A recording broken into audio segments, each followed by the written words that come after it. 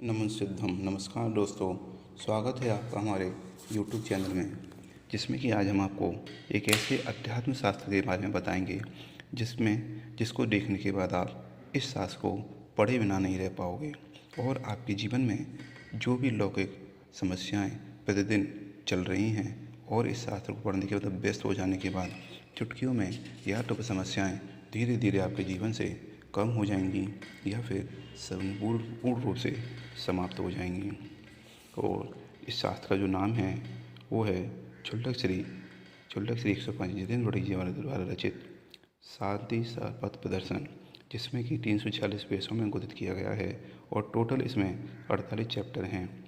और इस शास्त्र में चैप्टर आदि के बारे में ज़्यादा हम न डिस्कस करते हुए केवल इस शास्त्र की कुछ विशेषताएं आपको बताएंगे ताकि आप भी इन विशेषताओं का प्रयोगात्मक लाभ लेकर अपने जीवन में उन्नति के शिखर पर जा सके। तो चलो चलते हैं अपने विशेषताओं के बारे में।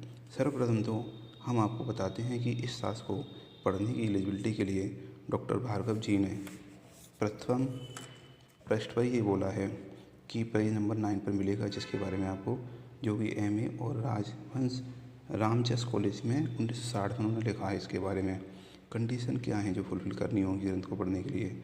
उन्होंने बोला कि अत्यंत परिष्कृत और कोमल रुचि। कोमल रुचि क्या होती है? कोमल रुचि का मतलब होता है जो दूसरों के दुख को देखकर उसको दूर करने के लिए छटपटाने लगता है, ऐसे व्यक्ति ही कोमल रुचि वाले होते हैं। तो इस शास्त्र को पढ़ने के लिए उन्होंने जो कंडीशन बताई है, पहली कंडीशन तो यह है कि अध्यात्म शास्त्र अगर किसी के लिए एलिजिबिलिटी क्रिएट करता है तो वही है कि पहले तो वो कोमल रुचि वाले व्यक्ति होगा। दूसरा है लौकिक सुख भोगों के साथ अनिवार्य रूप से लगा रहने वाला तृष्णाजनक दुख सूक्ष्म रुचि वाले या कोमल रुचि वाले व्यक्ति की संसार से उदासीन बना देता है। तब ही वह अध्यात्म विज्ञान के रहस्य को समझ पाता है।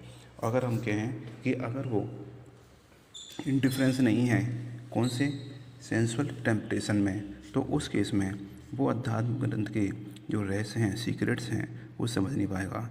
ये बहुत ही अच्छी बात उन्होंने बताई है। तो इस शास्त्र को शुरू करने से पहले हम देख लें, अपने को चेक कर लें कि क्या हम इन दोनों कंडीशन को फुलफ़िल करते हैं। अगर हम इन दोनों कंडीशन को फुलफ़िल नहीं करते हैं तो मात्र इसका पठन पाठन जो भी होगा, रीडिंग जितनी भी आप करेंगे या देखेंगे उसमें जो भी, वो मात्र केवल भुगते हो सकता है। आपकी जो दोष हैं उनको दूर करने में समर्थ नहीं हो सकता है वो। अब इस ग्रंथ के पढ़ने की एलिजिबिलिटी बताने के बाद हम आपको बताएंगे इस ग्रंथ के मंगलाचरण में इसके पढ़ने का उद्देश्य भी बताया है। इसका ऑब्जेक्ट क्या है शास्त्र को पढ़ने का। शास्त्र को अध्ययन करें तो शास्त्र को अध्ययन करने का उद्देश्य हमारा केवल इतना ही है कि अपने दोषों को शांत करने के लिए ही हमें करना है, दूसरों के दोषों को नहीं।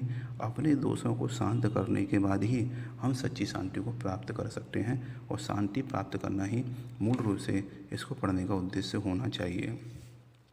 अब इसकी एलिजिबिलिटी समझने के बाद अब हम देखते हैं इसमें कुछ चैप्टर ऐसे हैं जिसमें उनकी विशेषताओं के बारे में जो अन्य शास्त्रों से थोड़ा डिफरेंट है, जो हम अभी तक पढ़ते चले आ रहे हैं, वो चीज़ हमें यहाँ मिलेगी, वो दूसरे शास्त्रों में शायद उनसे हटकर बताया गया है यहाँ पर, तो वो हमें समझने में आसानी होगी। तो देखिए पेज नंबर 34 पर जो चैप्टर नंबर जो 34 है, उस 34 नंबर चैप्टर पे पेज नंबर 241 में बताया गया कि हम जनरली क्या कहते हैं, पूजा जो करते हैं उत्तम क्षमा की पूजा में हम यही बात कहते हैं, क्षमा क्षमा गौरे भाई। तो इसमें क्या कहा जा रहा है कि क्षमा दूसरे लोगों को ग्रहण करने के लिए बोला जा रहा है। लेकिन हम क्या करते हैं दूसरे लोगों के लिए तो बोलते हैं कि क्षमा धारण करूं, लेकिन क्या हम कभी क्षमा धारण करवाते हैं? तो उसके लिए उन्होंने बताया कि वास्तविक क्षमा क्या है।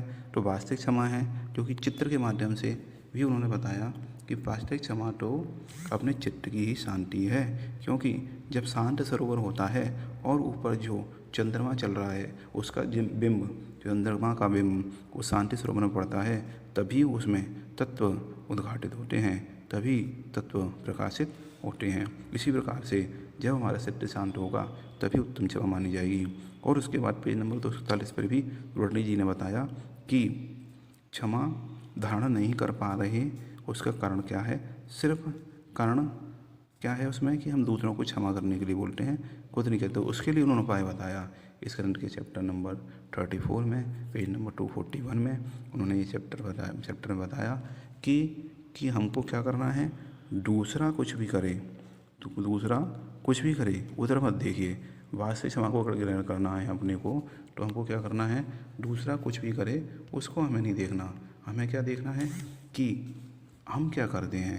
अगर हमने ये देखना शुरू कर दिया कि हम क्या करते हैं, तो समझ लीजिए हमने अपने को शास्त्र के अनुसार उत्तम क्षमा के ग्रहण करने के लिए फर्स्ट स्टेप चालू कर दिया।